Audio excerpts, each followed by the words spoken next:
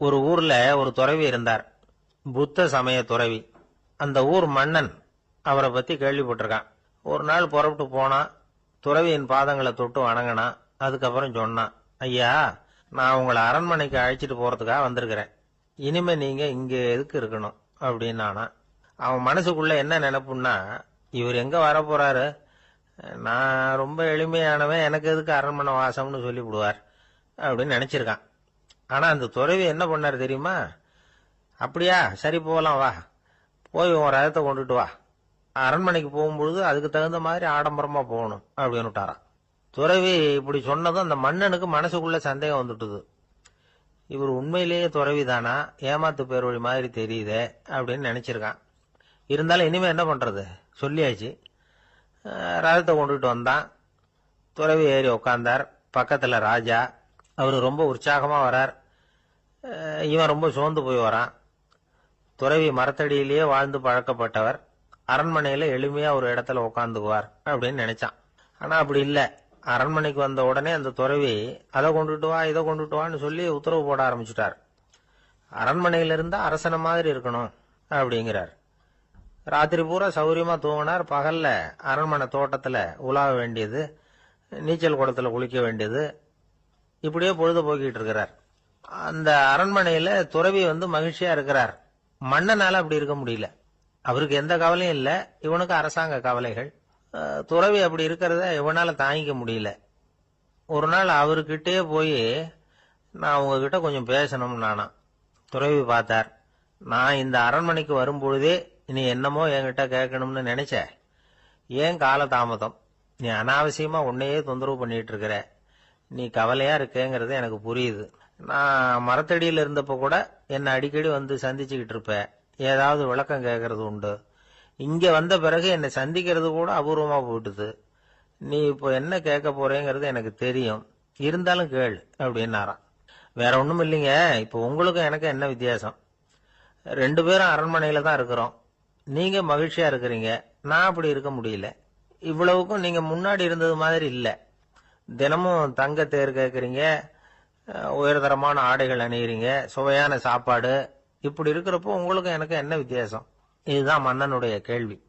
இதுக்கு பதில் சொல்றேன், என் கூட புறப்பட்டு வா, இந்த நகரத்துக்கு வெளியில போவோம் அப்படின்னு சொல்லி அரசனை கூப்பிட்டுக்கிட்டு ஊர் எல்லைக்கு சேர்ந்தார் துறவி. அங்க போய் சொன்னார், இத பாருப்பா, இந்த இடத்தை தான் தேடிட்டு இருந்தேன். இனிமே நான் திரும்பி வரப்போறதில்ல. நீ என்னோட வர்றியா, திரும்பி போறியா அப்படின்னார். நான் எப்படிங்க உங்க கூட வர முடியும்? என்னுடைய நாடு, என்னுடைய சொத்துக்கள், மனைவி, மக்கள் எல்லாத்தையும் விட்டுட்டு எப்படிங்க வர்றதுன்னா. இப்ப அந்த துறவி சொன்னார், இப்ப வித்தியாசத்தை தெரிஞ்சுக்கிட்டியா? நான் அரண்மனையில இருந்தேன், எல்லாவித பொருள்களும் உடையவனா இருந்தேன், ஆனா எதையும் சொந்தம் கொண்டாடுறவனா இருக்கல. ஆனா நீ அப்படி இல்ல, எல்லாத்தையும் சொந்தம் கொண்டாடிட்டு இருக்கிற. இதுதான் நமக்குள்ள வித்தியாசம் அப்படின்னு சொன்னார். அரண்மனை ஆடைகளை அப்படியே களைஞ்சார், அரசங்கிட்ட கொடுத்தார். உன்னுடைய ஆடைகளை நீயே வச்சுக்கோன்னார். அவர் பாட்டுக்கு நடந்து போனார், திரும்பியே பார்க்கல. அரசனுக்கு அப்பதான் தன்னுடைய அறியாமை விளங்குச்சான். இதுல இருந்து நாம புரிஞ்சுக்க வேண்டியது என்னன்னா, இந்த உலகத்துல எத்தனையோ பொருள்கள், அதையெல்லாம் முறையா பயன்படுத்தினா மகிழ்ச்சி. அதை விட்டுட்டு அதுக்கெல்லாம் சொந்தம் கொண்டாட ஆரம்பிச்சா கவலை. நம்ம ஆட்கள் சொந்தம் கொண்டாடுற விதமே தனி. ஒரு ஆளு இன்னொருத்தங்கிட்ட ஒரு கொடை கடன் வாங்கியிருந்தான், திருப்பி கொடுக்கல. கொடைய கொடுத்தவன் கேட்டான், என்கிட்ட கடன் வாங்கினிய கொடை, அதை கொஞ்சம் திருப்பி தர்றியான்னா. அது உனக்கு இப்போ அவசரமா தேவைப்படுதா அப்படின்னு கேட்டான் இவன். எனக்கு தேவைப்படல, அந்த கொடைய நான் யாருகிட்ட வாங்கியிருந்தேனோ அவனுக்கு இப்போ அது அவசரமா தேவைப்படுது அப்படின்னானா அந்த ஆள். அந்த ஆளுக்கு பேச தெரியாது, அவர்கிட்ட கொஞ்சம் எச்சரிக்கையா நடந்துக்கோ அப்படின்னு சொல்றது உண்டு. அப்படின்னா என்ன அர்த்தம்? அவர் இன்னமும் குழந்தையாவே இருக்கிறாரு, இன்னும் பேச்சு வரலன்னு அர்த்தம்? அப்படி இல்ல, அவருக்கு நாகரிகமா பேச தெரியலன்னு அர்த்தம். பேசுறதுங்கிறது மனுஷனால மட்டுமே முடியக்கூடிய ஒரு காரியம். அப்படி இருந்தும் அதோட பெருமையை அவன் இன்னமும் சரியா புரிஞ்சுக்கலன்னு தான் சொல்லணும். அதனாலதான் அவன் அளவுக்கு அதிகமா வார்த்தைகளை கொட்டி போடுறான். அதுக்கப்புறம் அதையெல்லாம் திருப்பி அள்ள முடியாம கிடந்து கஷ்டப்படுறான். கொட்டுன வார்த்தையை அள்ள முடியுமா? ஒருத்தரை இன்னைக்கு பார்த்து முட்டாள்னு திட்டி போடுறீங்க, நாளைக்கு மறுபடியும் அவர்கிட்ட போய் நேத்திக்கு உன்னை முட்டாள்னு சொல்லிவிட்டேன், அந்த வார்த்தையை திருப்பி கொடு, வாங்கிட்டு போயிடுறேன் அப்படின்னு சொல்ல முடியும்? அவன் கோபக்காரனா இருந்தா நேத்திக்கு அதை வேற விதமா உங்களுக்கு திருப்பி கொடுத்துருப்பான். உலகத்துல எவ்வளவோ ஜீவராசிகள் இருக்கு, அதுக்கெல்லாம் வாய் இருக்குது. அந்த வாயெல்லாம் எதுக்கு உபயோகம்? சாப்பிட்றதுக்காக. ஆனா நமக்கு இருக்கிற வாய் சாப்பிட்றதுக்காக மட்டும் இல்லை, பேசுறதுக்காகவும் தான். பேச முடியலன்னா வாய் இருந்தா கூட அது வாயில்லா ஜீவன் தான். ஒரு பையனை பார்த்து அது வாய் உள்ள புள்ள பொழைச்சிக்கும் அப்படின்னா மற்ற பையன்களுக்கெல்லாம் முகத்துல வாயே இல்லைன்னு அர்த்தம். அப்படி இல்லை, அந்த பையன் கொஞ்சம் கெட்டிக்காரத்தனமா பேசுவான்னு அர்த்தம். அதனால எப்படி பேசணும் அப்படிங்கிறத நாம முக்கியமா தெரிஞ்சுக்கணும். இதுக்கு 8 விதமான குறிப்புகளை நம்ம பெரியவங்க சொல்லியிருக்கிறாங்க. பேச்சுக்கு 8 அங்கங்கள் உண்டு அப்படின்னு அவங்க சொல்றாங்க. அதெல்லாம் என்னென்ன அப்படின்னா, உண்மை, நன்மை, அன்பு, நிதானம், இனிமை, ஆழம், சமயமறிதல், சபையறிதல். இந்த 8 தன்மையும் பேச்சில் இருக்கணுமா. இதையே கொஞ்சம் விவரமா சில பேர் போர்டில் எழுதி வச்சிருப்பாங்க. அதாவது எழுத்துலயாவது அதெல்லாம் இருக்கட்டுமே அப்படின்னு நினைச்சு நீங்க கூட சில இடங்கள்ல இதை பார்த்திருக்கலாம். அதாவது உண்மையே பேசுக, நன்மையே பேசுக, அன்பாக பேசுக, நிதானமாக பேசுக, இனிமையாக பேசுக, ஆழமுடையதாக பேசுக, சமயமறிந்து பேசுக, சபையறிந்து பேசுக, இப்படி எழுதி வச்சிருப்பாங்க. இந்த 8 அம்சமும் சரியா பொருந்தி இருந்தாதான் அது பேச்சு. மற்றதெல்லாம் பேச்சாயிடாது. பேச்சு ஒரு சிறந்த கலை. எல்லாத்தையும் விட பேசாம இருந்தும் பழகணும், அது ரொம்ப முக்கியம். உண்மையே பேசணும். சத்தியத்துக்கு மதிப்பு கொடுக்கறவங்கள தான் சரித்திரம் மதிக்கும். உண்மை பேசினா மட்டும் போதாது, அந்த உண்மையில நன்மை கலந்துருக்கணும். கொலைகாரனுக்கு பயந்துகிட்டு ஒருத்தன் உங்க வீட்டுக்குள்ள ஒளிஞ்சிருக்கிறான். அந்த முரட்ட ஆசாமி கையில அரிவாளோட வந்து அவங்க வந்தானான்னு உங்ககிட்ட கேட்கறான்னு வச்சுங்க. உண்மைதான் உயர்வு தரும் அப்படின்னு நினைச்சுக்கிட்டு, ஆமா உள்ளதான் இருக்கிறான், அடுப்பங்கரையில குதிருக்கு பின்னாடி உட்காந்துருக்கிறான், போய் பிடிச்சிட்டு போங்க அப்படின்னா சொல்லுவீங்க? அது நன்மை இல்லாத உண்மை. அதனால பிரயோஜனம் கிடையாது. அதே மாதிரி உங்க பேச்சில் அன்பு இருக்கணும், நிதானம் இருக்கணும், இனிமை இருக்கணும், சிந்தித்து பேசணும். சமயம் அறிந்து பேசுறதும் முக்கியம். அதை பத்தி நமக்கு வேற யாரும் சொல்லிக் கொடுக்க வேண்டியதில்லை. எந்த நேரத்துல யாருக்கிட்ட எப்படி பேசினா காரியம் நடக்கும் அப்படிங்கிறது நமக்கு நல்லா தெரியும். அது கைவந்த கலை. அவையறிந்து பேசுற திறமை பேச்சாளர்களுக்கு ரொம்ப அவசியம். அது இல்லைன்னா நிலைமை பரிதாபமாயிடும். ஒரு பேச்சாளர் ரொம்ப மும்முரமா பேசிக்கிட்டே இருந்தாராம். ரொம்ப நேரம் நிறுத்தவே இல்லை, பேசிக்கிட்டே இருக்கிறார். சபையில் இருந்தவங்க எல்லாம் ஒவ்வொருத்தரா எழுந்திரிச்சு போய்கிட்டே இருக்கிறாங்க. கடைசியில 2 பேர் தான் அக்கறையா பேசுறவரை கவனிச்சுட்டு உட்காந்துருந்தாங்களாம். மேடையில பேசிக்கிட்டு இருந்தவர் அவங்கள பார்த்து சொன்னாராம், எனக்கு கூட்டம் முக்கியம் இல்ல, எவ்வளவு பேர் என் பேச்சை கேட்கறாங்க அப்படிங்கறது முக்கியம் இல்ல. நீங்க 2 பேராவது ஊக்கமா என்ன கவனிச்சுக்கிட்டு உட்காந்துருக்கிறீங்க, அது போதும். உங்களுக்காகவே நான் பேசிக்கிட்டு இருக்கிறேன் அப்படின்னார். இதை கேட்டதும் உட்கார்ந்திருந்த 2 பேர்ல ஒருத்தர் எழுந்திருச்சு, அப்படி இல்லைங்க, நாங்க 2 பேரும் நீங்க பேசி முடிச்ச உடனே தொடர்ந்து பேச வேண்டிய ஆளுங்க, அதுக்காக தான் காத்துக்கிட்டு இருக்கிறோம், சீக்கிரம் முடிங்க அப்படின்னாங்களாம். இப்பெல்லாம் நம்ம ஊர்ல மாமியார் மருமகள் ஒருத்தர் நல்லா புரிஞ்சுக்கிட்டு நல்ல விதமா தான் இருக்கிறாங்க பல இடத்துல. அதனால நான் இப்ப சொல்ல போற கதையை கேட்டுவிட்டு, இந்த காலத்துல அவ்வளவு மோசமா யாரு சார் நடந்துக்கிறாங்க அப்படின்னு கேட்டு யாரும் சண்டைக்கு வரக்கூடாது. இன்னொரு உண்மையையும் சொல்லிவிடுறேன். அதாவது இந்த கதையை நமக்கு எழுதி அனுப்பி இருக்கிறதே கொஞ்ச நாள்ல மருமகளாகவும் அதுக்கப்புறம் கொஞ்ச காலத்துல மாமியாராகவும் ஆக போற ஒரு நேயர் தான். சரி, இந்த கதைக்கு வருவோம். அதாவது ஒரு சின்ன குடும்பம், அந்த வீட்டுல மாமியார் ஆட்சி, அவங்க வச்சதுதான் சட்டம். புள்ளையண்டாம் எப்படின்னா அம்மா சொல்றதையும் கேட்டுக்குவான், மனைவி சொல்றதையும் கேட்டுக்குவான், நமக்கு என்னத்துக்கு வம்புங்கிற டைப். மருமகள் பேர்ல குறை கண்டுபிடிக்கிறதுலயே அந்த மாமியாருக்கு ஒரு சுவாரஸ்யம். சின்ன சின்ன விஷயத்துல எல்லாம் குத்தம் கண்டுபிடிச்சுக்கிட்டே இருக்கிறாங்க. பொதுவா எல்லாரும் எப்படின்னா ஏதாவது ஒரு காரணத்துக்காக சண்டை போட்டுக்கிட்டு இருப்பாங்க. அந்த அம்மா எப்படின்னா ஏதாவது ஒரு சண்டையை போடுறதுக்காக காரணத்தை தேடிட்டு இருப்பாங்க. அப்படி ஒரு மனசு. அந்த மருமக பொண்ணு பாவம் பயந்து பயந்து ஒவ்வொரு காரியமும் செஞ்சுக்கிட்டு வந்தது. இப்படியே பல வருஷம் ஓடி போட்டுது. அந்த மாமியாருக்கும் ரொம்ப வயசாயிட்டுது. இருந்தாலும் அந்த பழைய சுபாவம் மட்டும் மாறவே இல்லை. திடீர்னு ஒரு நாள் பக்கவாதம் வந்து அந்த அம்மாவுக்கு ஒரு பக்கம் கை கால் இழுத்துக்கிட்டுது. வாய் சுத்தமா பேச முடியாம போயிட்டுது. சத்தம் மட்டும் வரும். ஒரு பக்கத்து கை காலை அசைக்க முடியும். பேசுறதெல்லாம் கையால தான், அதாவது கை சைகையால.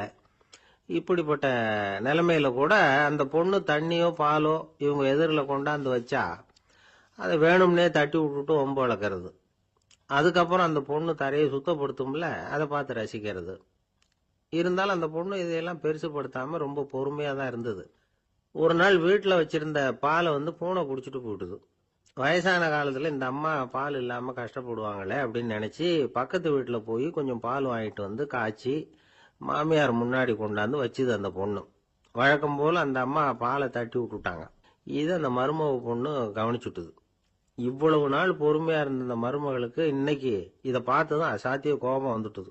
கதவுக்கு பக்கத்துல சாத்தி வச்சிருந்த உலக்கையை எடுத்து மாமியார் தலையில போட, அது குறி தவறி கழுத்துல பட, அந்த அம்மா கழுத்தை பிடிச்சிக்கிட்டு ஊன்னு கத்த, இந்த பொண்ணு ஒன்னும் அலட்டிக்காம உலக்கையை எடுத்து மறுபடியும் கதவு பக்கம் சாத்தி வச்சுட்டு அது பாட்டுக்கு நடந்து போயிட்டுது. இருந்தாலும் மனசுக்குள்ள லேசா ஒரு பயம். கணவன் வீட்டுக்கு வந்ததும் என்ன விஷயம்னு கேட்டா எப்படி சமாளிக்கிறது? அன்னைக்குன்னு பார்த்து ரொம்ப நேரம் கழிச்சு வீடு வந்து சேர்ந்தான் கணவன். உடனே அந்த அம்மா புகார் பண்ண ஆரம்பிச்சுட்டுது. பேச்சுதான் வராத, அதனால ஒரு பக்கத்து கையால சைகை காட்டுது. கதவுக்கு பக்கத்துல இருந்த உலக்க பக்கமா கையை நீட்டி காட்டி, அப்படியே அந்த கைய தன் கழுத்துக்கு பின்பக்கமா சுத்தி காட்டி, நாக்க வெளியில நீட்டி நடந்த விஷயத்த புரிய வைக்கிறதுக்கு முயற்சி பண்ணுது. இவனுக்கு ஒன்னும் புரியல. என்ன சொல்றாங்க அம்மா அப்படின்னு மனைவி கிட்ட கேக்குறான். அதுக்கு அந்த பொண்ணு ரொம்ப புத்திசாலித்தனமா, என்னங்க உங்க அம்மா சொல்றது உங்களுக்கு இன்னும் புரியலையா? அவங்க உங்களை பார்த்து என்ன சொல்றாங்கன்னா, ஏண்டா உலக்க மாதிரி நிக்கிற, சாக போற எனக்கு சங்கிலி எதுக்கு, என் கழுத்துல கிடக்குற இந்த சங்கிலியை கழட்டி என் மருமக கழுத்துல போடுறா அப்படின்னு சொல்றாங்க அப்படின்னு தான். ஓ அப்படியா விஷயம்னு சொல்லி அம்மா கழுத்துல இருந்த சங்கிலியை எடுத்து மனைவி கழுத்துல போட்டுட்டு, அம்மா உன் விருப்பப்படியே போட்டாச்சு, இனிமேலாவது நிம்மதியா படுத்து தூங்கு அப்படின்னு சொல்லிவிட்டு உள்ள போயிட்டான். பாத்தீங்களா கதைய? அதனாலதான் மாமியார்கள் சைகை காட்டுறதுன்னா கூட இனிமே ஜாக்கிரதையா இருக்கணும். ஆபீஸ்ல வேலை பார்க்கிற ஒருத்தர் வந்தார். பேசாம ஒரு 10 நாள் லீவு போட்டுடலாமா பாக்குறேன் அப்படின்னார். ஏன்னு கேட்டோம். என்னுடைய மேலதிகாரி ஒரு முசுடு சார், அவர்கிட்ட வேலை பார்க்கறது ரொம்ப கஷ்டமா இருக்குது அப்படின்னார். ஆபீஸ்ல வேலை பார்க்கறவங்க எல்லாம் ஒரு விஷயத்த நல்லா ஞாபகத்துல வச்சுக்கணும். மேலதிகாரிங்கிறவர் ஒரு பெரிய மகான் இல்ல, அவரும் ஒரு மானிட பிறவிதான். சராசரி மனுஷனுக்குள்ள பலம் பலவீனம் ரெண்டும் அவருக்கும் உண்டு. அதனால அவரை கொஞ்சம் அனுசரிச்சு போறதுக்கு பழகிறது தான் நல்லது. மேலதிகாரிகள்ல பல வகை உண்டு. அதுல முக்கியமா 3 வகை. அதுல ஒரு வகை எப்படி தெரியுமா? உங்களை ஒரு வேலை செய்யற மெஷினா மட்டுமே நினைக்கக்கூடிய வகை. இவங்கெல்லாம் எப்படின்னா, எங்கேயாவது வெளியூர் போயிருந்தா கூட அங்கிருந்து போன் பண்ணுவாங்க, அந்த வேலை என்னாச்சு இந்த வேலை என்னாச்சு அப்படின்னு. இவங்களுக்கெல்லாம் உங்க நலனை பத்தியோ உங்க குடும்பத்தை பத்தியோ அக்கறை இருக்காது. நீங்க சொல்ற யோசனை எதுவும் இவங்க கிட்ட எடுபடாது. கொடுத்த வேலையை பாரு, நீ எனக்கு புத்தி சொல்ல வேணாம் அப்படிம்பாங்க. இவங்களை அனுசரிச்சு போறதுக்கு ஒரே வழி, இவங்க எதை சொன்னாலும் சரின்னு சொல்லிவிட்டு வேலையை கவனிக்க வேண்டியதுதான். இவங்க கிட்ட வேற எந்த கேள்வியும் கேட்டுக்கிட்டு இருக்கக்கூடாது. ஆமா சாமி போடுறது கௌரவ குறைச்சல் இல்ல, அது ஒரு அலுவலக சௌகரியம், அவ்வளவுதான். இன்னொரு வகையான மேலதிகாரிகள் எப்படி தெரியுமா? இவங்கெல்லாம் ஆபீஸ் வேலையை பத்தி அதிகமா கவலைப்பட்டுக்கிட்டு இருக்க மாட்டாங்க. தங்களுடைய சொந்த இமேஜ் பாதிக்கப்படக்கூடாதுங்கிறதுலயே கவனமா இருப்பாங்க. இவங்கெல்லாம் அடிக்கடி உங்க நலனை விசாரிப்பாங்க. அதே மாதிரி நீங்களும் அவரை விசாரிக்கணும்னு எதிர்பார்ப்பாங்க. இந்த ரக அதிகாரிகளுக்கெல்லாம் புது வருட வாழ்த்து அனுப்பலாம், பிறந்த நாள் வாழ்த்து அனுப்பலாம். அவருக்கு எங்கேயாவது ஒரு பாராட்டு விழா நடந்தா முதல் வரிசையில போய் உட்காந்து உங்க முகத்தை காட்டலாம். ஆபீஸ் வேலையை மட்டுமே பாக்குற பணியாளர்கள் இது மாதிரி அதிகாரிகள் கிட்ட நல்ல பேர் வாங்க முடியாது. இன்னொரு வகையான மேலதிகாரிகள் உண்டு. அவங்க எப்படின்னா, ஆபீஸ் வேலையை பத்தியும் கவலைப்பட மாட்டாங்க, தனக்கு கீழே வேலை பார்க்கறவங்கள பத்தியும் கவலைப்பட மாட்டாங்க. எக்காரணம் கொண்டும் தன்னுடைய பொசிஷனுக்கு ஆபத்து வந்துடக்கூடாதுன்னு நினைக்கக்கூடியவங்க இவங்க. இவங்களால கடுமையான வேலை செய்யவும் முடியாது, தீர்மானிக்கவும் முடியாது. எந்த முடிவையும் எடுக்காம அப்படியே தள்ளி போட்டுக்கிட்டே போடுவாங்க எல்லாத்தையும். இதனால என்ன ஆகும்னா, இவருக்கு கீழே வேலை பார்க்கிற உங்களுக்கு பொறுப்பு அதிகமாயிடும். இவங்க கிட்ட போய் பிரச்சனையை மட்டும் சொல்லி பிரயோஜனம் இல்லை, அதுக்கான முடிவுகளை நீங்களே சொல்லணும். அப்பதான் இது மாதிரி அதிகாரிகள் கிட்ட நல்ல பேர் வாங்கலாம். அட்லீஸ்ட் கெட்ட பேர் வாங்காமலாவது காலம் தள்ளலாம். ஆபீஸ்ல வேலை பார்க்கறவங்க முக்கியமா சில விஷயங்களை ஞாபகத்துல வச்சுக்கணும். ஆபீஸ்ல நடக்கிற நல்லது கெட்டது எதுவா இருந்தாலும் உடனடியா மேலதிகாரி கிட்ட தெரிவிக்கிறது நல்லது. 3வது மனிதர் மூலமா அதை அவர் தெரிஞ்சுக்கிறது அவ்வளவு நல்லது இல்லை. எந்த மேல் அதிகாரியுமே தான் இந்த சர்பாஸ் செய்யப்படுறத விரும்புறதில்லை. அதனால அவருக்கு தெரியாம மேலிடத்துக்கு மணி எழுதி போடக்கூடாது. அப்படி எழுதி போடுறவங்க சில பேர் இருக்கிறாங்க. நீங்களும் உங்க மேலதிகாரியும் தொழில் ரீதியா ஒரே படிப்பு படிச்சவரா இருக்கலாம். அப்படி இருந்ததுன்னா அட்ஜஸ்ட் பண்ணி போறது கொஞ்சம் கஷ்டம்தான். இதை மனசுல வச்சுக்கிட்டு நடந்துக்கணும். உங்களுக்கும் அவருக்கும் அபிப்பிராய பேதமா, அது அவருக்கும் உங்களுக்கும் உள்ள தனிப்பட்ட பிரச்சனை, அதை விளம்பரப்படுத்திட்டு இருக்க கூடாது. அது அவருடைய கோபத்தை கிளறும். உங்க மேலதிகாரி உங்க கூட படிச்சவரா இருக்கலாம், அதுக்காக அவர் எல்லாருக்கும் முன்னாடி அடைய கிச்சாமி எப்படிடா இருக்க அப்படின்லாம் கேட்டுக்கிட்டு இருக்க கூடாது. பொதுவா யாரும் அதை விரும்புறது இல்லை. இவ்வளவையும் உங்க மனசுல வச்சுக்கிட்டு கொஞ்சம் சாமர்த்தியமா நடந்துகிட்டீங்கன்னா ஆபீஸ் உங்களுக்கு அவஸ்தையா இருக்காது, ஆனந்தமா இருக்கும். ஒரு மேலதிகாரி தன்கிட்ட வேலை பார்க்குற ஒருத்தரை பத்தி ரொம்ப பெருமையா சொன்னாராம். எங்க ஆபீஸ்ல எவ்வளவோ பேர் வேலை பார்க்கறாங்க, எல்லாரும் தினமும் வந்து ஏதாவது பிரச்சனைகளை சொல்லிட்டு இருப்பாங்க. ஆனா இவர் ஒருத்தர் மட்டும்தான் இது வரைக்கும் என்கிட்ட வந்து எந்த பிரச்சனையும் சொன்னதே இல்லை. அவர் பாட்டுக்கு வருவார், வேலை பார்ப்பார், போயிடுவார் அப்படின்னாராம். நான் உடனே அவ்வளவு பெருமைக்குரிய அந்த ஊழியரை பார்த்து கேட்டேன், ஏன்பா உன்னுடைய மேலதிகாரி கிட்ட நீ எந்த பிரச்சனையும் கொண்டுகிட்டு போறதே இல்லையாமே அப்படின்னு கேட்டேன். அதுக்கு அவர் சொல்றாரு, ஆமாங்க, அது ஏன்னா அவரால் எந்த பிரச்சனையுமே தீர்க்க முடியாதுங்கிறது எனக்கு நல்லா தெரியும், அதனால அப்படி செய்யறேன், வேற ஒண்ணும் இல்லை அப்படின்னார் ரொம்ப பொறுமையா. ஒரு ஊர்ல ஒருத்தர் இருந்தான். ஒரு நாள் காலையில எழுந்திருச்சான். ஒரு 10 ரூபாய் எடுத்து சட்டை பையில வச்சுக்கிட்டான். கடை தெருவுக்கு புறப்பட்டான். காய்கறி வாங்கறதுக்காக அவன் போறான். காய்கறி சந்தைக்கு போய் சேர்ந்தான். கத்திரிக்காய் 1/4 கிலோ கொடுங்கன்னா கொடுத்தாங்க. காசு கொடுக்கறதுக்காக சட்டை பையில கையை விட்டான், பணத்தை காணும். 10 ரூபாய் சட்டை பையில வச்சுக்கிட்டு தான் வந்தான். அது இப்ப அங்க இல்ல. வழியில் எங்கேயும் அது விழுந்துட்டு போல்ருக்கு. அல்லது யாராவது திருடர்கள் தெரியாம அதை எடுத்துக்கிட்டு போட்டாங்களா என்னன்னு தெரியல. எப்படியோ 10 ரூபாய் அவன் இழந்துட்டான். கையில காசு இல்லை. அதனால கத்திரிக்காயை திருப்பி கொடுத்துட்டு கவலையோட வீட்டுக்கு திரும்பி வந்தான். அதையே நினைச்சுக்கிட்டு இருந்தான். அவனுக்கு துக்கம் அதிகமா போச்சு, அழ ஆரம்பிச்சுட்டான். காய்கறிகள் வாங்கிட்டு வந்து ஆனந்தமா சமைச்சு சாப்பிடலாம்னு நினைச்சோம், அது முடியாம போச்சேங்கிற கவலை அவனுக்கு. அதனால அதை மறக்கவே முடியல.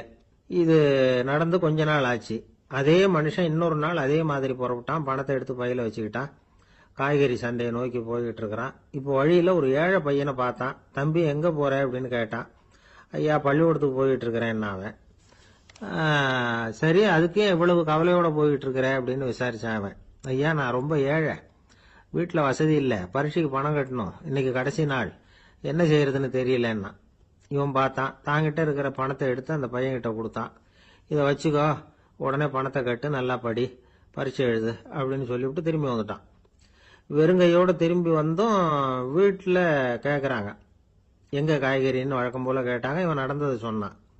இப்போ வீட்டுல இருந்தவங்க அவங்கிட்ட ஒரு கேள்வி கேட்டாங்க, ஏங்க இதே மாதிரி முன்னாடி ஒரு தடவை காய்கறி வாங்க போய் வெறுங்கையோட திரும்பி வந்தீங்க, இப்பவும் வெறுங்கையோட தான் திரும்பி வந்திருக்கிறீங்க, ஆனா முன்னாடி வந்தப்போ வருத்தமா இருந்தீங்க, இப்போ உங்க முகத்துல வருத்தம் தெரியலையே அப்படின்னு கேட்டிருக்கிறான். அதாவது வீட்டுல இருக்கிறவங்க கேட்டாங்களாம். இப்போ அந்த மனுஷன் யோசிக்க ஆரம்பிச்சானா, இந்த 2 நிகழ்வுகளுக்கு என்ன வித்தியாசம்? போன தடவை அவன் பணத்தை இழந்தான், இந்த தடவை அவன் பணத்தை இழந்திருக்கிறான். போன தடவை யாரோ திருடிட்டு போயிட்டாங்க, இந்த தடவை அவனாவே ஒரு பையன் பேர்ல இறக்கப்பட்டு எடுத்து கொடுத்துருக்கிறான். அன்னைக்கு பணம் போயிட்டுதுன்னு வருத்தமா இருந்தது, இன்னைக்கு பணம் போனாலும் மனசுக்கு மகிழ்ச்சியா இருக்கு, நிறைவா இருக்கு. கொஞ்சம் யோசிச்சு பாருங்க. பணத்தை இழந்தது மகிழ்ச்சிக்கோ வருத்தத்துக்கோ காரணமா இருக்க முடியாது. அப்படின்னா வேற எது காரணம்? அன்றைக்கு வந்து பணத்தை இழந்துட்டேன்னு அழுதான், இன்றைக்கு பணத்தை இழந்தாலும் மகிழ்ச்சியா இருக்கிறான்.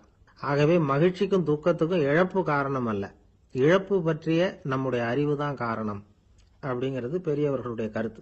எந்த பொருளும் நமக்கு வந்து கவலையை உண்டு பண்றதில்ல, அந்த பொருள் பேர்ல நாம வைக்கிற பற்று தான் கவலையை உண்டு பண்ணுது. பொருள்கள் வந்து நம்ம விட்டுட்டு போயிட்டா நாம அழுதுகிட்டு இருக்கிறோம், நாமே அதுகளை விட்டுட்டு வந்துட்டா மகிழ்ச்சியா இருக்கிறோம். இந்த உண்மையை புரிஞ்சுக்கிட்டு நம்முடைய வாழ்க்கையை நல்ல விதமா அமைச்சுக்கணும். ஒரு ஆள் அழுதுகிட்டு இருந்தான். ஏண்டா அழுகுறேன்னு கேட்கிறார் ஒருத்தர். இழக்கிறதுக்கு எதுவும் இல்லை, அதனால அழறேன்னா. என்னடா சொல்றேன்னார். கிட்ட வாங்க சொல்றேன்னா. இந்த மணி பர்ஸை வேற ஒருத்தன் பாக்கெட்ல இருந்து திருடுனேன், அப்புறம் தான் புரிஞ்சுது அவங்கிட்ட இழக்கிறதுக்கு எதுவும் இல்லைங்கிறது. ஆமாங்க, இது காலி பர்ஸ், அதனால இப்ப அழுதுகிட்டு இருக்கிறேன், திருடியும் பிரயோஜனம் இல்லை அப்படின்னு சொல்லிவிட்டு அழுதானா. ஒரு ஊர்ல ஒரு புகழ்பெற்ற பத்திரிகையாளர் இருந்தார். அவர் ஒரு நாள் திடீர்னு இறந்து போயிட்டார். அதுக்கப்புறம் நேரா சொர்க்கத்துக்கு போனார். சொர்க்கத்தின் வாசல்ல நின்றுகிட்டு இருந்த ஒருத்தர் அவரை தடுத்தார். இதோ பாரு, ஏற்கனவே இங்க 12 பத்திரிகையாளர்கள் இருக்கிறாங்க, அவங்களுக்கே இங்க வேலை இல்லை. அதுக்கு என்ன காரணம்னா, சொர்க்கத்துல திடுக்கிடும் செய்திகள்லாம் ஒன்றும் கிடையாது, அப்படி என்ன இருக்க போகுது இங்க எல்லாம் அது ஒழுங்கா நடந்துகிட்டு இருக்கும். எல்லாம் ஒழுங்கா நடந்தா பத்திரிகைகளுக்கு சுவாரஸ்யமான கொலை கொள்ளை தீ வைப்பு இது மாதிரி எதுவும் இங்க இல்லை. ஏற்கனவே இங்க இருக்கிறவங்க எல்லாரும் மரத்தடியில் உட்காந்துக்கிட்டு தியானம் பண்ணிட்டு இருக்கிறாங்க. அந்த ஒரே செய்தி தான் தினமும் இங்க வந்துகிட்டு இருக்குது, அதை படிக்கிறதுக்கே இங்க ஆள் கிடையாது. அதனால நான் என்ன சொல்றேன்னா, நீ பேசாம நரகத்துக்கே போயிடு, அங்க எவ்வளவோ நிகழ்ச்சிகள் நடந்துகிட்டு இருக்கு, அங்கதான் அதிகமான பத்திரிகையாளர்கள் தேவைப்படுறாங்க, அங்க உனக்கு நிறைய வேலை இருக்கும், அதை செய்யறதில்ல, நீயும் மகிழ்ச்சியா இருக்கலாம் அப்படின்னு சொன்னாராம். அங்க அந்த சொர்க்கத்தின் வாசல்ல நின்றுகிட்டு இருந்தவர். இந்த பத்திரிகையாளர் அங்கேயே நின்று கொஞ்சம் யோசனை பண்ணார். இவருக்கு சொர்க்கத்திலே இருக்கணும்னு தான் ஆசை, அதனால மெதுவா அவர்கிட்ட பேசினாராம். ஐயா, என்ன ஒரு 24 மணி நேரம் இங்க உள்ள இருக்கிறதுக்கு அனுமதி கொடுங்க. இங்க இருக்கிற பல பத்திரிகையாளர்களை எனக்கு தெரியும். அவங்கள சில பேரை சமாதானப்படுத்தி மெதுவா பேசி நரகத்துக்கு அனுப்பி வச்சுடுறேன். நான் இங்க இருந்துக்கிறேன். உங்க கணக்குப்படி 12 பேருக்கு மேல இங்க தாண்டாது, அப்படி பாத்துக்கிறேன் அப்படின்னாராம். அவரும் யோசனை பண்ணி பார்த்துட்டு, சரி அப்படியே உனக்கு அனுமதி கொடுக்குறேன், ஆனா ஒரு விஷயம், 24 மணி நேரம் தான் அனுமதி, அதுக்குள்ள எல்லாம் நடக்கணும் அப்படின்னு இருக்கார். சரின்னு சொல்லிவிட்டு இந்த பத்திரிகையாளர் உள்ள போனார். யோசனை பண்ணார். திட்டம் போட்டு ஒரு பொருளையை கிளப்பி விட்டார். சக பத்திரிகையாளர்களை எல்லாம் கூப்பிட்டு சொன்னாராம், இந்த பாருங்க, நரகத்துல ஒரு பெரிய தினசரி பேப்பரை கொண்டுகிட்டு வர்றதுக்காக திட்டம் போட்டுக்கிட்டு இருக்காங்க. அதுக்கு பல அதிகாரிகள் தேவைப்படுறாங்க. நிறைய சம்பளம் கிடைக்கும். யார் யாரெல்லாம் நரகத்துக்கு போக ஆசைப்படுறாங்களோ அவங்க எல்லாம் போகலாம் அப்படின்னு ஒரு பொருளையை கிளப்பி விட்டார். 24 மணி நேரம் கழிச்சு வாசல் பக்கம் போனார். அங்க இருந்தவர்கிட்ட எத்தனை பேர் வெளியேறினாங்கன்னு விசாரிச்சாராம். அப்போ அவர் இவரை, நீ வெளியே போகக்கூடாது, முதல்ல உள்ளதான் இருக்கணும் அப்படின்னு தடுத்தாராம். அப்புறம் சொன்னாராம், நீ சொன்ன செய்தியை கேட்டதும் இங்க இருந்த எல்லா பத்திரிகையாளர்களுமே நரகத்துக்கு போயிட்டாங்கப்பா, உள்ள யாருமே இல்லை, அதனால நீ உள்ளே இருக்கலாம் அப்படின்னாராம். இதை கேட்டதும் இந்த பத்திரிகையாளரே குழம்பி போயிட்டார். ஒருவேளை உண்மையிலேயே நரகத்துல புதுசா பத்திரிகை ஏதாவது ஆரம்பிக்க போறாங்களோ அப்படின்னு அவரே நினைக்க ஆரம்பிச்சுட்டாராம். அப்புறம் சொன்னாராம், ஐயா என்னை விட்டுருங்க, நான் நரகத்துக்கே போயிடுறேன், அங்க ஏதோ விசேஷம் இருக்கணும் அப்படின்னாராம். இல்லைன்னா இத்தனை பேரும் ஒட்டுமொத்தமா அங்க போறதுக்கு சான்ஸே இல்லை, என்னை தடுக்காதீங்கன்னு கெஞ்ச ஆரம்பிச்சுட்டாராம். மற்றவங்க நம்பணுங்கிறதுக்காக ஒரு பொருளையை கிளப்பி விட்டார். கடைசியில தானே அந்த பொருளைக்கு ஆளாயிட்டார். அதாவது பிறரை ஏமாற்றிய அவரது மனம் கடைசியில் அவரையே ஏமாத்த ஆரம்பிச்சுட்டு பாருங்க. நீங்க இப்படி அடுத்தவங்களை ஏமாத்துறதுக்கு உங்க மனசை பழக்கப்படுத்துறீங்க, ஆனா கடைசியில் அதனால நீங்களே ஏமாற்றப்படுகிறீர்கள் அப்படிங்கிறது பெரியவர்களுடைய புத்திமதி. அதனால உங்க மனசுகிட்ட ரொம்ப எச்சரிக்கையா இருங்கோ அப்படிங்கிறாங்க. நம்ம ஆளுங்க அங்க போய் என்ன சொல்லுவாங்கன்னா, இந்த பாரு அங்க போவாத இங்க போவாதன்னு பயமுறுத்துறது உண்டு. சில பேர் அங்க பேய் இருக்குது, பிசாசு இருக்கு அப்படின்னு பொருளையை கிளப்பி விடுறது உண்டு. இருட்டு நேரம், காட்டு வழியா ஒருத்தன் போயிட்டு இருக்கிறான். அங்க பேய் பிசாசு நடமாட்டம் இருக்கிறதாக வதந்தி. இவன் பயந்துகிட்டே வேகமா போறான். காடு முடிஞ்சு மெயின் ரோட்டுக்கு வந்து சேர்ந்தான். அப்பாடா, ஒரு பஸ் நின்றுட்டு இருக்கு தனியா. இருட்டுல லேசா தெரிஞ்சது. ஓடி போய் ஏறி உள்ள உட்காந்துக்கிட்டான். பயந்துகிட்டே போனவன் அப்புறம் தான் தெரியுது உள்ள யாருமே இல்லை, டிரைவரும் இல்லை, கண்டக்டரும் இல்லை, வேற யாரும் இல்லை. இவனுக்கு பேய் பயம் அதிகமா போட்டுது. ஏன்னா நடு ராத்திரி. இந்த நேரம் பார்த்து அந்த பஸ் தானே நகர ஆரம்பிச்சுதான். இவனுக்கு இன்னும் பயம் அதிகமா போட்டுது. ஏன்னா டிரைவர் சீட்டு காலியா இருக்கு, பஸ் நகருது. இவன் உடம்பு பூரா நடுங்க ஆரம்பிச்சுட்டுது. வீல்னு கத்தலாமான்னு பார்த்தான். அந்த நேரம் பார்த்து அவன் தோல்ல ஒரு கை விழுந்துதான். திடுக்கிட்டு திரும்பி பார்த்திருக்கிறான். அங்க டிரைவர் நிக்கிறார். அவரு சொன்னாராம், ஏன்பா ஏற்கனவே பஸ் பிரேக் டவுன், நாங்கெல்லாம் பின்னாடி இறங்கி நின்று தள்ளிட்டு இருக்கிறோம், நீ மட்டும் ஜாலியா ஏறி உக்காந்துக்கிட்டியா, இறங்கி வந்து தள்ளப்பா அப்படின்னாராம். இருட்ட கண்டா பயம் உண்டாவதே அது ஏன்? இப்படி ஒரு கேள்வியை ஒரு பெரியவர்கிட்ட கேட்டாங்க. அதுக்கு அவர் பதில் சொல்றார், மனிதனுடைய ஆதிகால வாழ்க்கையில தொற்றி கொண்ட பயம் இது வேரூன்றி இருக்குது, இன்னமும் போகல.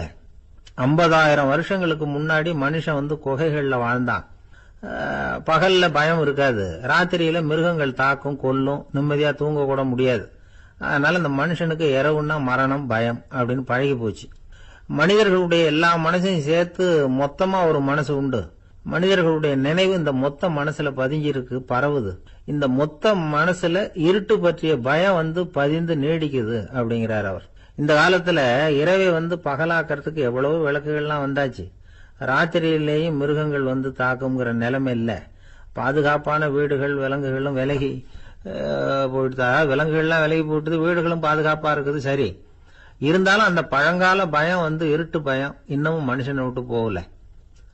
இன்னொரு விஷயம் என்னன்னா, இருட்டுல இருந்து வெளிச்சத்துக்கு வராத மனிதர்கள் இன்னைக்கு அதிகம். ஒரு ஆளு ஆத்துக்கு மீன் பிடிக்கிறதுக்காக போனான், இன்னும் விடியல. அதுக்குள்ள வலையை எடுத்துட்டு கிளம்பி போயிட்டான். வெளிச்சம் வர்றதுக்கு முன்னாடியே போய் சேர்ந்துட்டான்.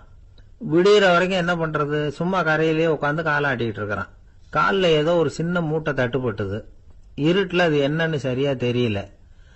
மூட்டைக்குள்ள சின்ன சின்ன கல்லா நிறைஞ்சி இருக்குது. சும்மா பொழுது போகணுமேங்கிறதுக்காக இவன் அந்த மூட்டைக்குள்ள இருந்து ஒவ்வொரு கல்லா எடுத்து ஆத்துல வீசிக்கிட்டு இருக்கிறான். விடிகிற வரைக்கும் வேற வேலை இல்லைங்கிறதுனால எப்படி செஞ்சுக்கிட்டே உட்காந்துருக்கிறான். கிழக்க மெதுவா வெளிச்சம் தெரிய ஆரம்பிச்சது. பொழுது விடியறதுக்கான அறிகுறி.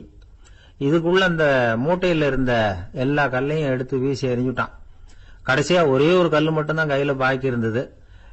வெளிச்சம் வந்ததும் அந்த கல்லை பார்த்தான். அப்படியே திகைச்சு போயிட்டான்.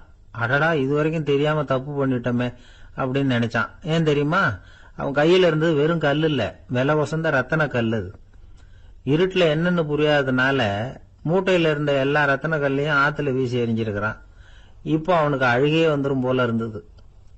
வாழ்க்கையை வசதி ஆக்கிக்கிறதுக்கான வாய்ப்பு அவனுக்கு இருந்தது. இருந்தாலும் இருட்டுல அதை இழந்துட்டான். அந்த வகையில அவனுக்கு கொஞ்சம் அதிர்ஷ்டம் இருந்திருக்குது. அதாவது ஏதோ ஒரு வகையில இருந்திருக்குது. அதனாலதான் அந்த கடைசி கல்ல எரியறதுக்குள்ள வெளிச்சம் வந்துட்டுது. பல பேருக்கு அந்த அளவு கூட அதிர்ஷ்டம் வர்றதில்ல. எல்லாத்தையும் வீசினதுக்கு அப்புறம் தான் வெளிச்சம் வரும். என்னன்னு விவரம் தெரியாமலே எழுந்திரிச்சு வந்துருவாங்க. வாழ்க்கைங்கிறது ஒரு பெரிய புதையல். அதை புரிஞ்சிக்காம மனுஷன் அதை வீசி எரிஞ்சுக்கிட்டு இருக்கான் அப்படிங்கிறது தான் பெரியவங்க கருத்து. சில பேருக்கு புரிஞ்சுக்கிற நேரம் வரும், அதுக்குள்ள வாழ்நாள்லாம் ஓடி போயிருக்கும். அதுக்கப்புறம் என்ன பண்றது? நம்மால் ஒருத்தன் கையில ஒரு சின்ன பையோட வந்துகிட்டு இருந்தான். பை உள்ள ஏகப்பட்ட நகைகள், ரத்தன கல் எல்லாம் இருக்கு. வந்துகிட்டு இருந்தவன் திடீர்னு அந்த பைய அப்படியே ஒரு குளத்துல வீசி எறிஞ்சுட்டான். மகான்கள் தான் இப்படி பற்று இல்லாம இருப்பாங்க. என்னங்க இது, விலை மதிப்புள்ள அந்த பைய இப்படி குளத்துல வீசி எறிஞ்சுட்டீங்களே, இதுக்கு என்ன அர்த்தம் அப்படின்னு கேட்டார் அவன் கூட வந்தவர். அவன் மெதுவா இவர் காதோட காதா சொல்றான். ஒரு போலீஸ்காரர் பின்னாடி வந்துகிட்டு இருக்கிறார், அவர் போனதுக்கு அப்புறம் இதை எடுத்துக்குவேன் அப்படிங்கிறான். திருநெல்வேலி மாவட்டத்துல கோவில்பட்டிக்கு பக்கத்துல உள்ள ஊர் கடம்பூர். காமராசர் முதலமைச்சரா இருந்த காலம். கடம்பூர்ல ஒரு பள்ளி சீரமைப்பு மாநாடு நடக்குது. அந்த பக்கத்துல உள்ள பள்ளிக்கூடம்லாம் அதுல கலந்துக்குது. கண்காட்சி வேற. ஊரு பூரா விழா கோலம். மறுநாள் மாநாடு நடக்க போகுது. ஆனா முதல் நாளே மழை பிடிச்சுக்கிட்டுது. மறுநாளும் அது விடாம பேஞ்சுக்கிட்டு இருக்குது. காமராசர் காலையில இருந்து பல்வேறு நிகழ்ச்சிகள்ல கலந்துகிட்டு சாயந்தரமா கடம்பூருக்கு சேர வேண்டியவர். மழை பெஞ்சுக்கிட்டு இருக்கிறதுனால நிகழ்ச்சி ரத்தாயிடுமோ என்னமோ அப்படின்னு எல்லாரும் சந்தேகப்பட்டுக்கிட்டு இருக்கிறாங்க. அவர் கோவில்பட்டி பயணிகள் விடுதியில இருக்கிறார். கடம்பூர்ல இருந்து சில பேர் போய் அவரை சந்திக்கிறாங்க. மழை பெஞ்சுக்கிட்டு இருக்குதே, என்ன செய்யலாம் அப்படின்னு கேக்குறாங்க. மழை பெஞ்சா நல்லது தானே, அதுக்காக மாநாட்டை எதுக்காக ரத்து செய்யணும்? ஆசிரியர்கள் எவ்வளவு கஷ்டப்பட்டு ஏற்பாடு பண்ண மாநாடு, கட்டாயம் வந்துடுறேன் அப்படின்னாராம் காமராசர். உடனே புறப்பட்டார். மழையை பொருட்படுத்தாத மக்கள் கூட்டம். அது கலையாம காத்துக்கிட்டு இருக்கிறாங்க அவ்வளவு பேரும். தலைவர் வந்துட்டார்னு தெரிஞ்சது ஜனங்களுக்கு ஏகப்பட்ட உற்சாகம். ஜனங்கள் அவ்வளவு உற்சாகமா வரவேற்றாங்க. மாநாடு ஆரம்பமாச்சு. மலர் மாலைகள் மலை மாதிரி குவிய ஆரம்பிச்சுட்டுது. வரிசையா ஒவ்வொரு கல்வி நிலையம் சார்பாகவும் வரவேற்பு பத்திரம் வாசிச்சு கொடுக்கறாங்க. என்ன வாசிக்கிறாங்கிறத காமராசர் கூர்ந்து கவனிக்கிறார். ஏகப்பட்ட புகழ் மொழிகள். ரொம்ப பாராட்டி புகழ்ந்து என்னென்னமோ வாசிச்சுக்கிட்டு இருக்கிறாங்க. கொடை வள்ளலே, குணக்குன்றே, மலையே, கடலே, இப்படி தமிழ் மொழியில பாராட்டுறதுக்கு எத்தனை வார்த்தைகள் உண்டோ அத்தனையும் அதுல சேர்த்திருக்கிறாங்க. காமராசர் பொறுமை இழந்துட்டார். போதும் போதும், உங்க எல்லாரையும் பார்த்து 2 வார்த்தை பேசிட்டு போறதுக்காக தான் நான் வந்திருக்கிறேன். எல்லாரும் மழையில சிரமப்பட்டு நின்றுகிட்டு இருக்கிறீங்க. இப்படி என்ன புகழ்ந்து படிச்சுக்கிட்டே இருந்தா எப்படி அப்படின்னாராம். அதுக்கப்புறம் பேசி முடிச்சிருக்கிறார். மாநாட்டு நிகழ்ச்சிகள் முடிஞ்சதும் இன்னொரு நிகழ்ச்சியில கலந்துக்கிறதுக்காக புறப்பட்டாராம். ஒரு திறந்த ஜீப்ல அவரை ஊர்வலமா அழைச்சிக்கிட்டு போயிருக்கிறாங்க. தெருவில் 2 பக்கமும் ஏகப்பட்ட கூட்டம். அங்கங்க ஜீப்பை நிறுத்தி ரோஜா மாலை, ஜருக மாலை இப்படி போட்டுக்கிட்டே இருக்கிறாங்க. அதையெல்லாம் அப்படி அப்படியே வாங்கி அங்கங்க நின்றுகிட்டு இருந்த குழந்தைகள்கிட்டையும் தாய்மார்கள்கிட்டையும் கொடுத்துக்கிட்டே போறார். அந்த சமயத்துல கூட்டத்துக்கு அப்பால ஒரு பெரியவர் கையில ஒரு மல்லிகை சரத்தோட நின்றுட்டு இருக்கிறார். அவரால் முண்டி அடிச்சுக்கிட்டு முன்னால வர முடியல. காமராசர் இதை கவனிக்கிறார். அவ்வளவுதான், உடனே நிறுத்தப்பா வண்டிய அப்படிங்கிறார். ஜீப்பு நிக்குது. டிரைவரை பார்த்து, அதோ பார், அங்க ஒருத்தர் நிக்கிறார் பார், அவர் இங்க அழைச்சிட்டு வா அப்படின்னாராம். கூட்டம் வழி விடுது. அந்த பெரியவரை கிட்டத்துல அழைச்சிட்டு வர்றாங்க. காமராசர் அவரை பார்த்து, வாங்க வாங்க, நல்லா இருக்கீங்களா அப்படின்னு சத்தம் போட்டு உற்சாகமா விசாரிக்கிறாராம். பெரியவர் கண்கள்ல கண்ணீர். பேச்சு வரல. மல்லிகை சரத்தை அவருக்கு போடுறார். கொஞ்ச நேரம் அவர்கிட்ட பொறுமையா பேசிக்கிட்டு இருந்துட்டு அவரை அனுப்பி வைக்கிறார் காமராசர். பெரியவர் போனதுக்கு அப்புறம் காமராசர் பக்கத்துல இருந்தவங்க கிட்ட சொல்றார் அந்த பெரியவரை பத்தி. அந்த காலத்துல ரொம்ப கஷ்டப்பட்டவர் இவரு, ஜெயிலுக்கு போனவர் அப்படின்னு ரொம்ப உருக்கமா நெகிழ்ந்து போய் சொல்றார். இதுல ஒரு விஷயத்த கவனிங்க. தன்னை புகழ்ந்து படிக்கப்பட்ட வாழ்த்து மடலை படிக்க வேணாம்னு தடுத்து நிறுத்தினார். எங்கேயோ ஒரு மூலையில கையில ஒரு 4 முழம் மல்லிகை சரத்தோட ஒதுங்கி நின்றுகிட்டு இருந்த அந்த தொண்டரை அவ்வளவு பெரிய கூட்டத்துக்கு நடுவுலையும் தேடி கண்டுபிடிச்சி கிட்டத்துல கூப்பிட்டு அவர் கொடுத்த அன்பு மாலையை வாங்கி கழுத்துல போட்டுக்கிட்டார். அதுதான் காமராசர். தோல்விகள் கூட அவரை கொஞ்சம் கூட பாதிச்சதில்லை. ஒரு பொது தேர்தலில் அவர் தோத்து போறார். தொண்டர்கள்லாம் அழறாங்க. அதுல ஒருத்தர் மெதுவா காமராசர் கிட்ட போய், என்ன தலைவரே, நீங்க கூட தோத்து போயிட்டீங்களே அப்படின்னு கலக்கமா சொல்லி இருக்கிறார். அதுக்கு காமராசர், நான் கூட தோத்து போறதுக்கு பேர் தான்ப்பா ஜனநாயகம் அப்படின்னாராம். ஒரே ஒரு ஊர், அந்த ஊருக்கு பேரு கொடையாளிப்பட்டி. அந்த பேருக்கு தகுந்த மாதிரி தான் அந்த ஊர் மக்களும். யார் என்ன கேட்டாலும் இல்லைன்னு சொல்லாம கொடுப்பாங்க. கொடையாளிகள் நிறைந்த ஊர். இனாமா மட்டும் இல்ல, கடனாவும் பணம் கொடுப்பாங்க. யாருக்காவது அவசரமா பணம் தேவைப்பட்டதுன்னு வச்சுக்கோங்க, அந்த ஊருக்கு போய் வாங்கிக்கலாம். பத்திரம் தேவையில்லை, சாட்சி தேவையில்லை, ஜாமீன் தேவையில்லை, எந்த உத்தரவாதமும் கேட்காம பணம் கொடுத்துருவாங்க.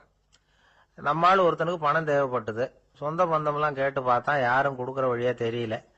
எல்லாரும் அவங்கவுங்க சௌரியத்தை பாக்குறவங்க, அடுத்தவங்க சௌரியத்தை பத்தி கவலைப்படாதவங்க. இவன் எல்லாரையும் கேட்டு பார்த்துட்டு சோர்ந்து போய் உக்காந்துட்டான். அந்த நேரம் தான் கொடையாளிப்பட்டியை பத்தி கேள்விப்பட்டான். அப்படி ஒரு ஊர் இருக்கிறது தெரிஞ்சதும் அந்த ஊருக்கு வழி கேட்டுக்கிட்டு ஒரு நாள் புறப்பட்டு போனான். வயல்காட்டு வழியா போக வேண்டியிருந்தது. மெதுவா நடந்து ஊர் எல்லைக்கு வந்துட்டான். 2 பக்கமும் விவசாய வேலைகள் மும்முரமா நடந்துகிட்டு இருக்குது. ஏறு உழுதுகிட்டு இருக்கிறாங்க. அப்ப அங்க ஒரு ஆளை பாம்பு கடிச்சுட்டுது. பக்கத்துல வேலை செஞ்சுக்கிட்டு இருந்தவங்க ஓடி வந்தாங்க. அவசரமா செய்ய வேண்டிய முதல் உதவியெல்லாம் செஞ்சு பார்த்தாங்க. பலன் இல்லை. அந்த ஆள் செத்து போட்டான்.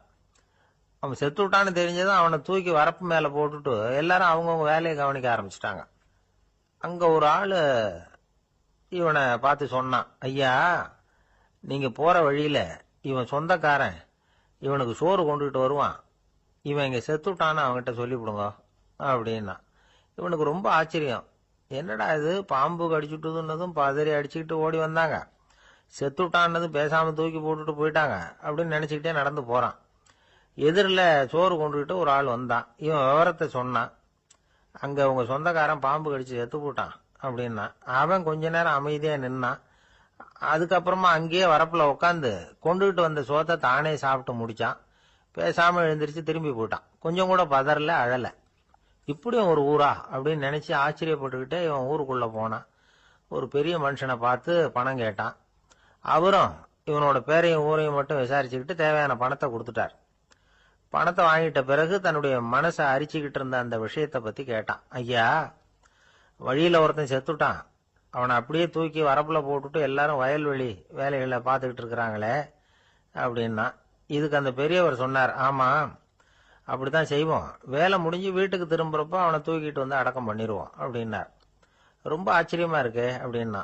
ஏன் உங்க ஊர்ல யாராவது செத்துட்டா என்ன பண்ணுவீங்க அப்படின்னு கேட்டார்.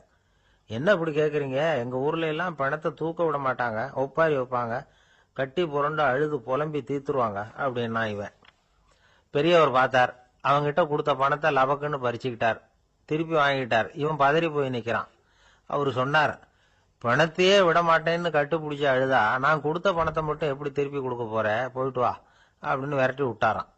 இந்த கதையை நண்பர் ஒருத்தர் சொன்னார். கதை வேடிக்கையா தெரிஞ்சா கூட இதுல கருத்து உண்டு. பணம் பிணம் இது ரெண்டையுமே விடுறதுக்கு அவ்வளவு சுலபமா மனம் வர்றதில்லை. இந்த 2 விஷயங்கள்லயும் அறிவார்ந்த செயல்பாடு தேவை. ஒரு பேருந்து மரத்துல மோதி விட்டது. எல்லாரும் அடிபட்டு முனைகிட்டு கிடக்குறாங்க.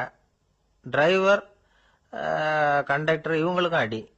அவங்களும் ஒரு பக்கம் கிடக்குறாங்க. ஒரு மூலையில கிடக்கிற ஒருத்தன் மெதுவா முக்கி முனகி கண்டக்டர்னு சத்தம் போடுறான். கண்டக்டர் மெதுவா நகர்ந்து அவங்கிட்ட போய் என்னன்னு விசாரிக்கிறார்.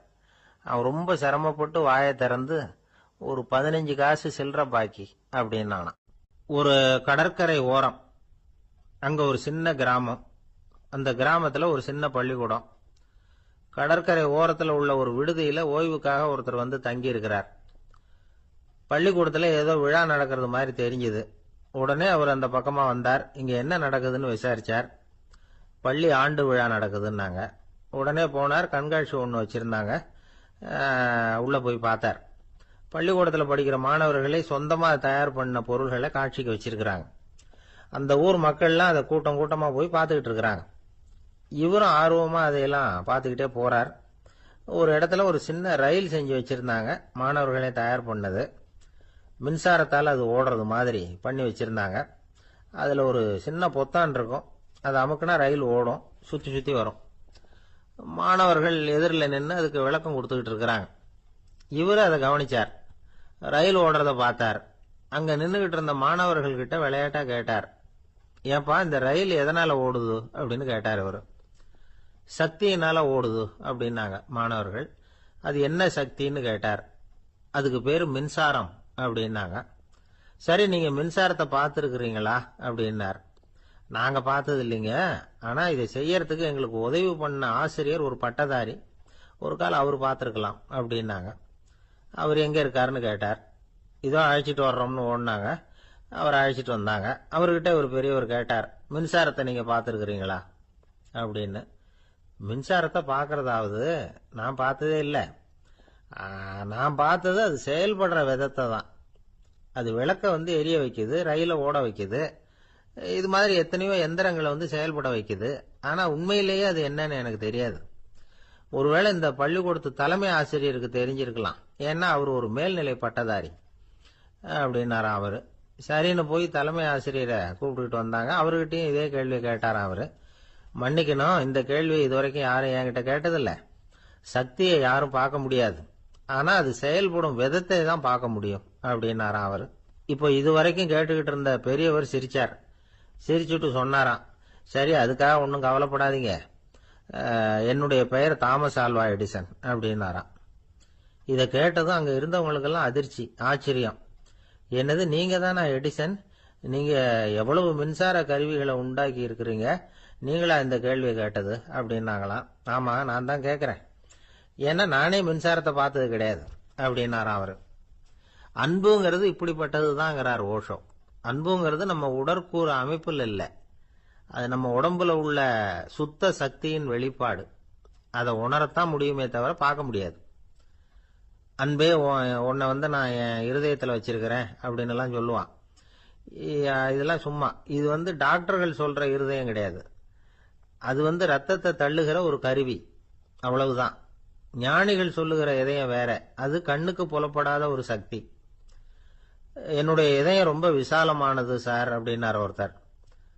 அப்படிங்களான்னு ரொம்ப மரியாதையா, ஆமாங்க டாக்டர் அப்படிதான் சொல்றார், கொஞ்சம் வீங்கி போய் பெருசா இருக்குதான் அப்படின்னார். ஒரு நண்பர்கிட்ட பேசிக்கிட்டு இருந்தேன். அவருடைய உறவினர் ஒருத்தர் ஒரு நேர்முக தேர்வுக்கு போயிருந்தாராம், இன்டர்வியூக்கு. ரொம்பவும் பொறுப்பாகவும் கவனமாகவும் செயல்பட வேண்டிய பதவிக்கான நேர்காணல் அது. இவர் எழுத்து தேர்வுல ஏராளமான மதிப்பெண்கள் வாங்கிவிட்டார், அதனால அதை பத்தி கவலை இல்லை. இப்ப நேர்முக தேர்வுல தேர்வு பெறணும். ஏராளமான சான்றிதழ்கள் வச்சிருந்தார். நேர்காணல்ல கேட்கப்பட்ட எல்லா கேள்விகளுக்கும் சரியான பதில தான் சொன்னார்.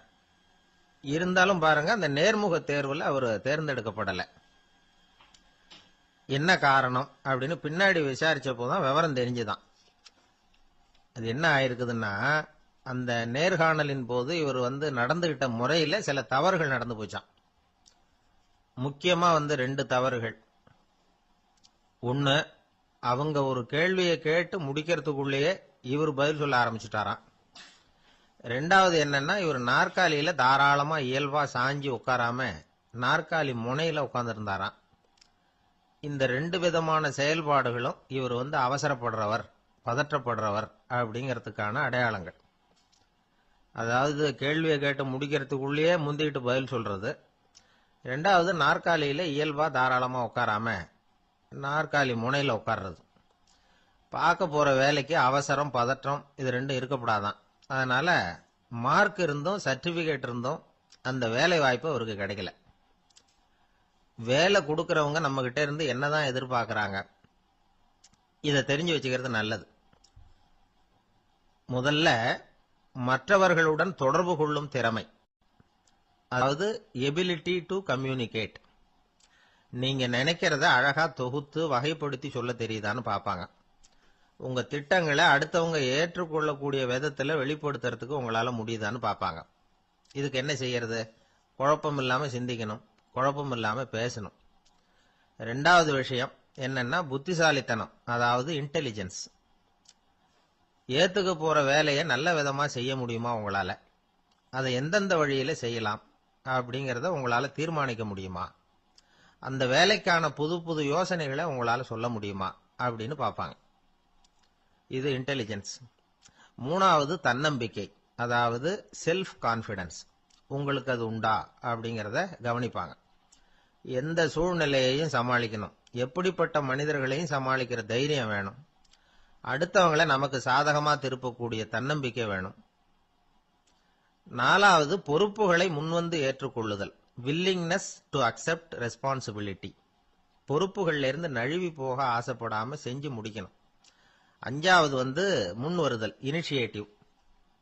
வேலையோட முக்கியத்துவம் உணர்ந்து அதை ஏத்துக்கிட்டு தகுந்த நடவடிக்கைகளை தயங்காம எடுக்கிறதுக்கு முன் வரணும். ஆறாவது என்னன்னு கேட்டீங்கன்னா தலைமைத்துவம், லீடர்ஷிப். 4 பேருக்கு தலைமை தாங்கி நல்ல விதத்துல நடந்துக்க தெரியுதா. ஏழாவது கற்பனை திறன், இமேஜினேஷன். சில பிரச்சனைகள் வரக்கூடும் அப்படின்னு முன்கூட்டியே யூகிச்சு அதுக்கு தகுந்த மாதிரி நடவடிக்கை எடுக்கிற திறமை உண்டா அப்படிங்கறத பார்ப்பாங்க.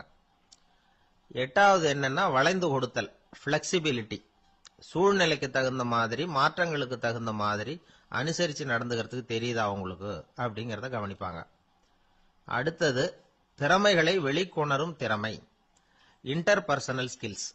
அடுத்தவங்க கிட்ட இருக்கிற திறமையை கண்டுபிடிச்சு அதை நல்ல விதத்துல ஊக்கப்படுத்தி பயன்படுத்த தெரியுதா அப்படின்னு பார்ப்பாங்க. ஆறாவது சுய அறிவு, செல்ஃப் நாலேஜ். அடுத்தவங்க நம்மளை பத்தி என்ன நினைக்கிறாங்க அப்படிங்கறத நம்மால புரிஞ்சுக்க முடியுதாங்கிறது முக்கியம். அடுத்தது போட்டி மனப்பான்மை, காம்படிட்டிவ்னஸ். அடுத்தவங்களை ஒப்பிட்டு பார்த்து அதை விட ஒரு படி மேல வரணுங்கிற குணம் வேணும். இதுக்கு அடுத்தது என்னன்னா குறிக்கோளை வெல்லுதல், கோல் அச்சீவ்மெண்ட். குறிக்கோளை சவாலா எடுத்துக்கிட்டு அதை அடையணும். அப்புறம் வேறுபட்ட திறமைகள், ஒகேஷனல் ஸ்கில்ஸ். பதவிக்கு வேண்டிய திறமைகள் தவிர மற்ற திறமைகள் ஏதும் உண்டாங்கிறது முக்கியம். நமக்கு வேலை கொடுக்கணும்னு நினைக்கிறவங்க நம்ம கிட்ட இருந்து இவ்வளவும் எதிர்பார்ப்பாங்க. அதுக்கு தகுந்த மாதிரி நம்மளை நாமே தயார்படுத்திக்கணும். எனக்கு வேண்டப்பட்ட ஒருத்தர் ஒரு இன்டர்வியூக்கு போயிட்டு வந்தார், நேர்காணலுக்கு. எப்படி இருந்தது இன்டர்வியூன்னு விசாரிச்சேன். நான் போனேன். அவர் கேட்ட எல்லா கேள்விக்கும் அவர் எதிர்பார்த்தது மாதிரி எல்லா பதிலையும் சொன்னேன். கடைசியா நான் எதிர்பார்க்காத ஒரு தகவலை அவர் சொன்னார் அப்படின்னார். என்னன்னு கேட்டேன். அவரும் என்ன மாதிரியே இன்டர்வியூக்கு வந்தவர் தானா, சும்மா என்ன கேள்வி கேட்டுக்கிட்டு உட்காந்துருந்தாராம் அப்படின்னார். அதனால ஒரு நேர்காணலுக்கு போறதுக்கு முன்னாடி என்ன எதிர்பார்க்கறாங்க அப்படிங்கறத தெரிஞ்சுக்கிட்டு போனா வெற்றி நிச்சயம். 2 பேர் சுவாரஸ்யமா பேசிட்டு இருக்கிறப்போ குறுக்க புகுந்து தொந்தரவு பண்றதுக்குன்னே சில பேர் இருப்பாங்க. அது ரொம்ப இடைஞ்சலா இருக்கும். இதே மாதிரி மின்காந்தம் கூட குறுக்க புகுந்து தொந்தரவு பண்ணும். கடைசியில் அது ஒரு பெரிய இடைஞ்சல கொண்டாந்து விட்டுரும்.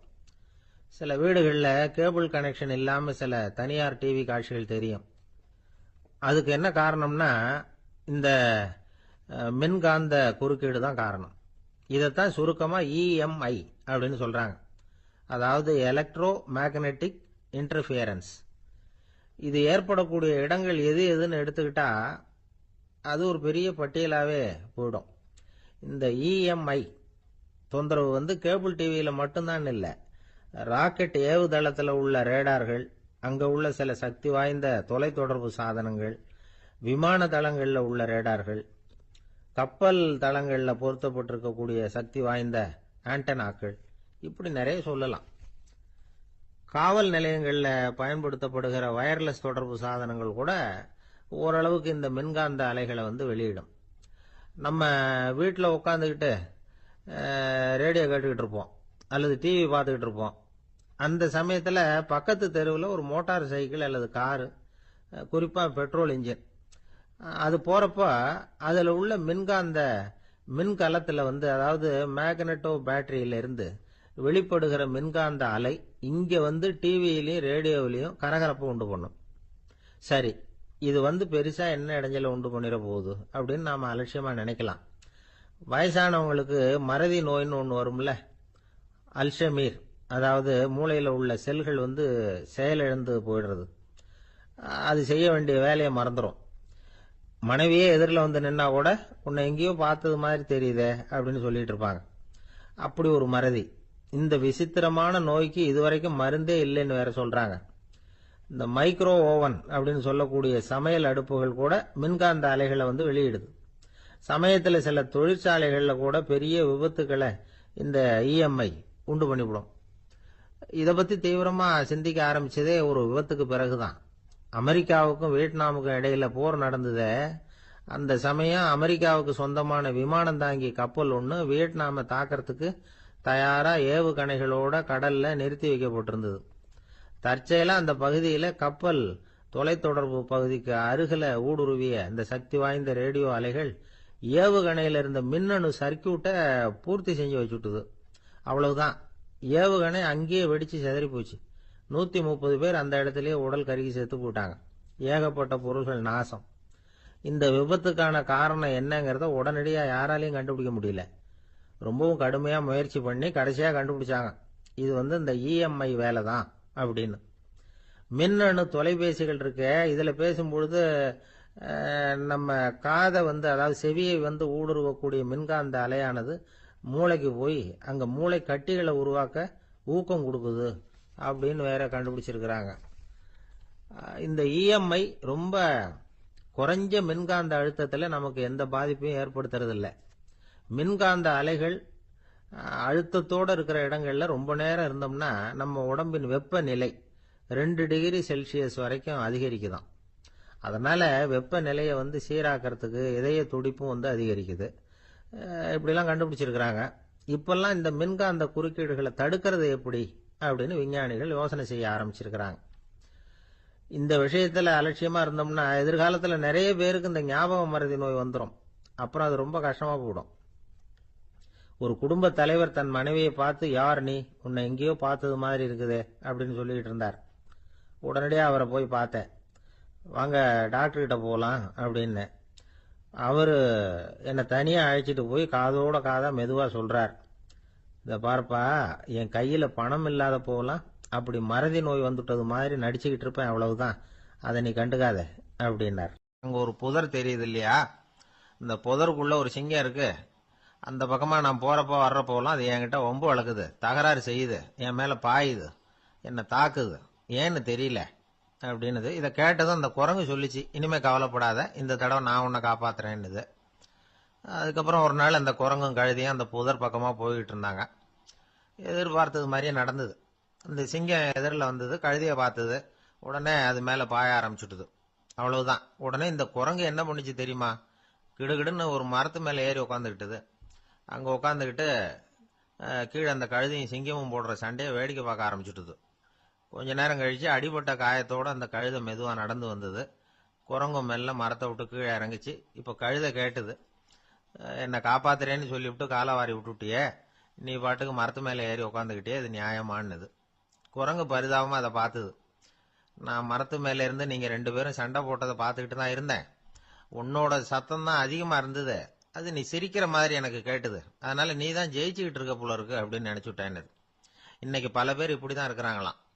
யாரு ஜெயிக்கிறாங்க யாரு தோக்குறாங்கிறத முகத்தை பார்த்து கூட கண்டுபிடிக்க முடியறதில்ல. பேசுற பேச்சை வச்சு கூட கண்டுபிடிக்க முடியறதில்ல. தோற்கிறவங்க கூட சிரிக்கிற மாதிரி முகத்தை வச்சுக்கிறான்.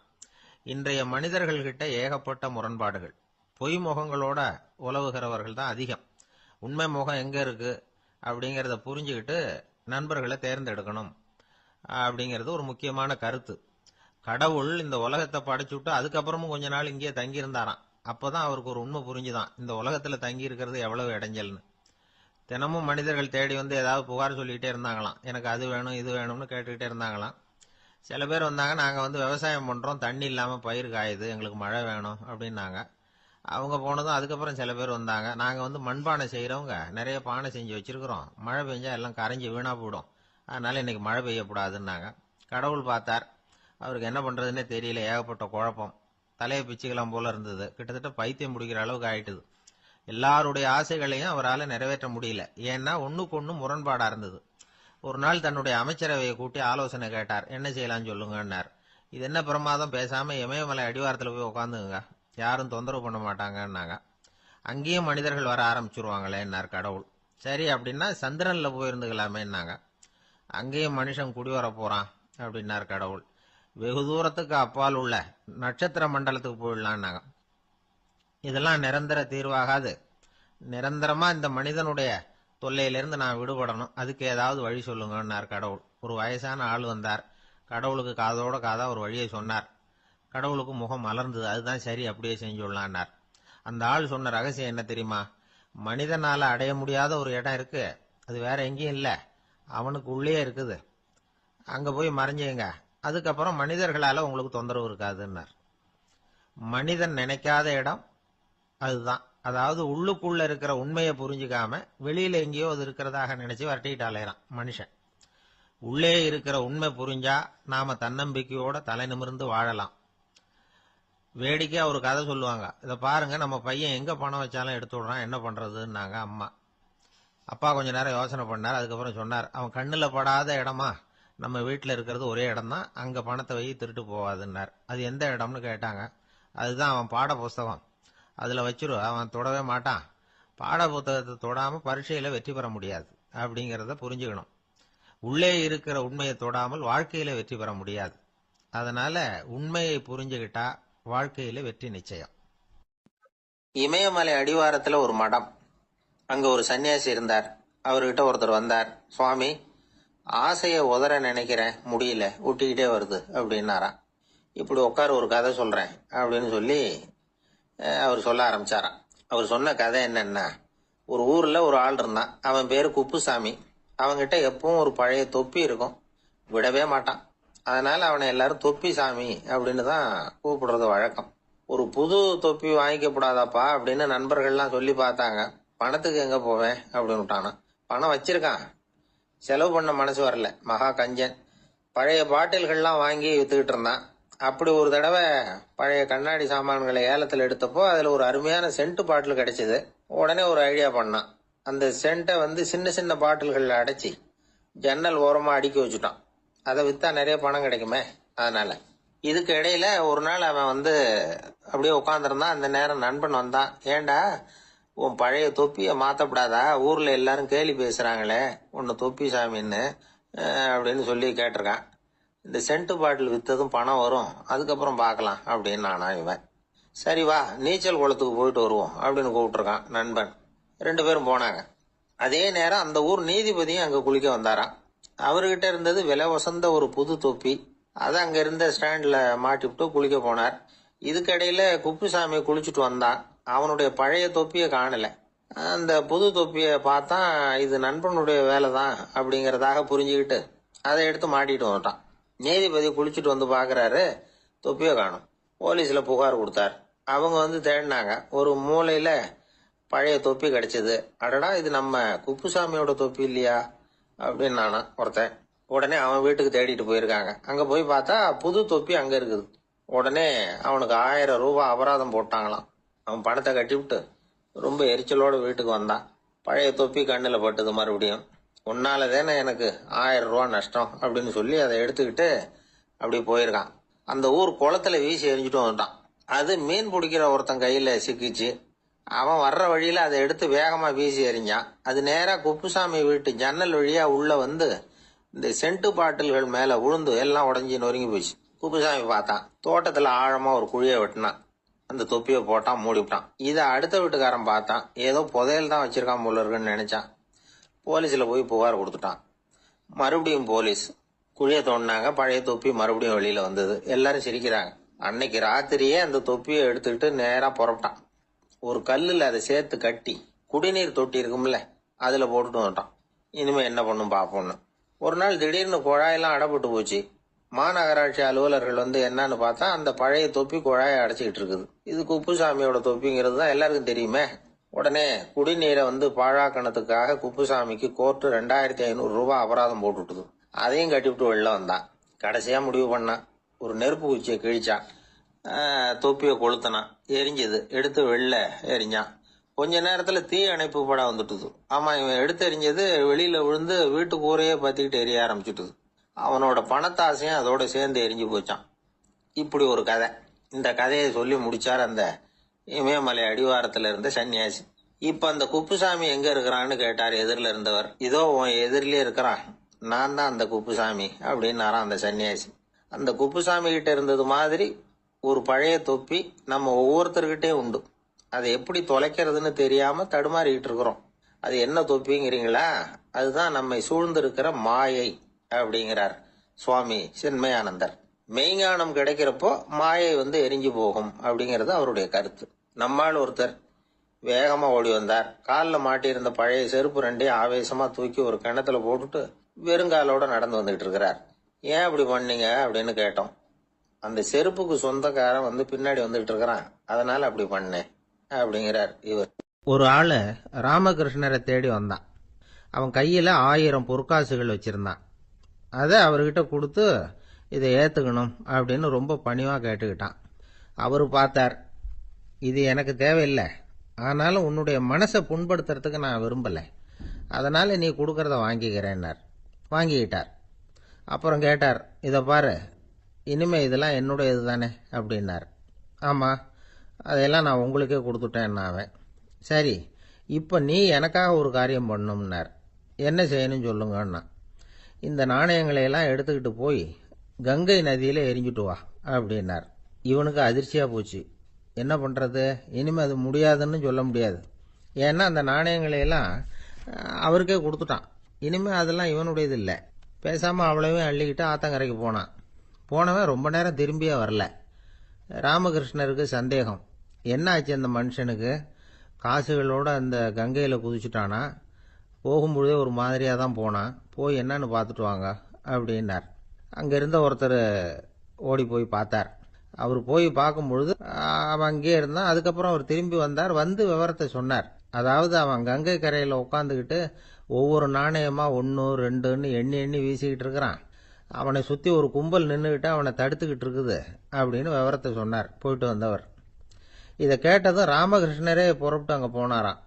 என்ன இப்படி பண்ணிட்டு இருக்கிற, நான் வந்து உன்னை அந்த நாணயங்களை கங்கையில் வீசி எறிய சொன்னேன், நீ ஏன் அதை எண்ணிக்கிட்டு இருக்கிற அப்படின்னார். பழக்கம்தான் காரணம், நான் ஒவ்வொரு நாளும் ஒவ்வொன்றா சேமித்து வச்சேன். இன்னைக்கு என்கிட்ட நிறைய இருக்குது, உங்களுக்கு ஒரு 1000 நாணயங்களை கொடுக்கணுங்கிறது என்னோட ஆசை அப்படின்னா. இப்போ ராமகிருஷ்ணர் சொன்னார், ஒரே நேரத்தில் எல்லாத்தையும் சம்பாதிச்சிருந்தா நீ வந்து எண்ணுறது பொருத்தமாக இருக்கும். எல்லாத்தையும் இழக்கும்போது ஒவ்வொன்றா எண்ணிக்கிட்டு இழக்கிறதுங்கிறது சரியான செயல் இல்லை. அதனால் ஒரே தடவையாக எல்லாத்தையும் தூக்கி எறிஞ்சிடும் அப்படின்னார். இது இழப்பது அப்படிங்கிற ஒரு உயர்ந்த நிலை. இதை நாம் யதார்த்த வாழ்க்கையில் சம்பந்தப்படுத்தி பார்த்து குழப்பிக்கிட்டு இருக்கக்கூடாது. இழக்கிறேன்னு சொல்லிக்கிட்டு இருக்கிற காசையெல்லாம் ஆற்றுலையும் குளத்துலையும் கொண்டு போய் எரிஞ்சிட்டு வாங்க அப்படின்னு உபதேசம் பண்ணுறதாக யாரும் நினச்சிடக்கூடாது. இதில் நாம் புரிஞ்சிக்க வேண்டியது என்னென்னா, எதையாவது ஒன்றை இன்னொருத்தருக்கு கொடுக்கணும் அப்படின்னு விருப்பப்பட்டால் அதை மனப்பூர்வமாக கொடுத்துடணும்.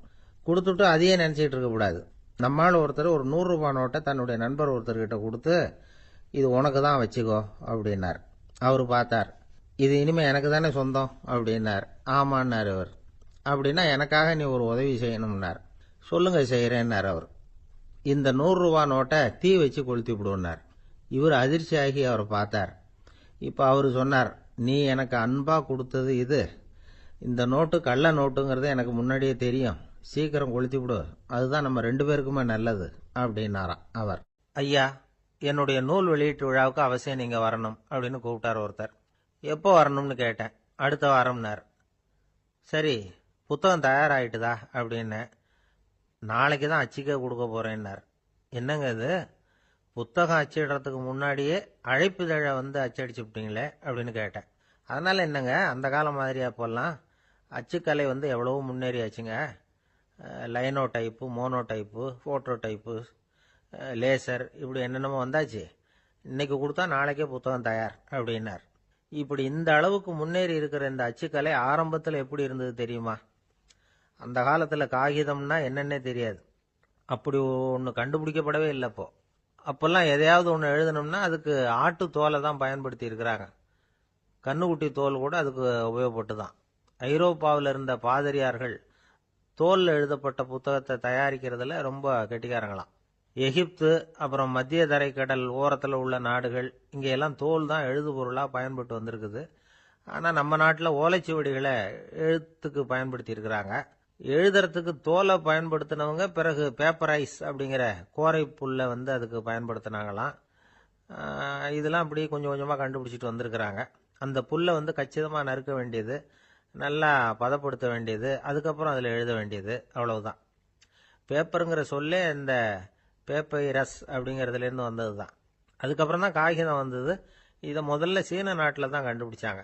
அது வந்த பிறகு அச்சு எந்திரம் கண்டுபிடிக்க வேண்டிய அவசியம் ஏற்பட்டது. அதை கண்டுபிடிச்சவர் ஜெர்மானிய அறிவியல் அறிஞர் ஜான் கூட்டன்பர்க். அச்சு கலைக்கு அடித்தளம் அமைச்சவர் அவர்தான். ஜெர்மனியில மெயின்ஸ் அப்படிங்கிற ஊர்ல 1399 பிறந்தார். அவரோட மாமன் ஒருத்தர் உலோக வேலையில வல்லவர். அவர்கிட்ட அந்த வேலையை கத்துக்கிட்டார். அதோட வைர கற்களை பட்டை தீட்டுறதுலயும் ரொம்ப தேர்ச்சி பெற்றிருந்தார். இளம் வயசுலயே சும்மா இருக்க மாட்டாராம். எதை செஞ்சாலும் அதை திறமையா செய்வாராம். அவர் தான் முதல்ல மர அச்சு எழுத்துக்களை உருவாக்கினார். அது மேல மை தடவி பிரதிகள் எடுத்தார். அதுக்கப்புறம் உலோக எழுத்துக்கள், முதல்ல காரியம், அப்புறம் இரும்பு, அப்புறம் கலப்பு உலோகம்.